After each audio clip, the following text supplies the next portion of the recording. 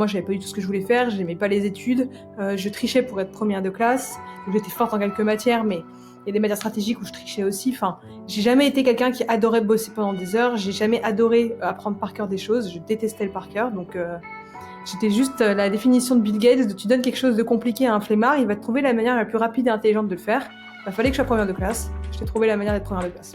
C'était vraiment pas plus con que ça. Donc je m'étais dit, j'ai une vraie chance d'intégrer une grosse école comme Sciences Po ou autre, et qui aurait fait très plaisir à ma mère. Et du coup, je me suis dit, ce serait bien d'avoir aussi un projet annexe qui me différencie, parce qu'à l'époque, j'étais au lycée français de Lausanne, donc en Suisse. Quand tu es dans un lycée français étranger, alors à l'époque, je ne sais plus comment c'est aujourd'hui, mais tu pouvais intégrer Sciences Po, pas sur concours, mais sur dossier.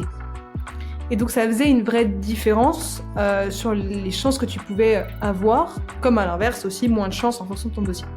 Et je m'étais dit, pour me différencier encore plus, ce serait bien que j'ai un projet annexe qui soit pertinent sur des sujets de société ou politique, etc. Et c'est là que je me suis dit, je vais lancer un média qui parle aux jeunes, qui réconcilie notre génération avec les médias et avec la politique,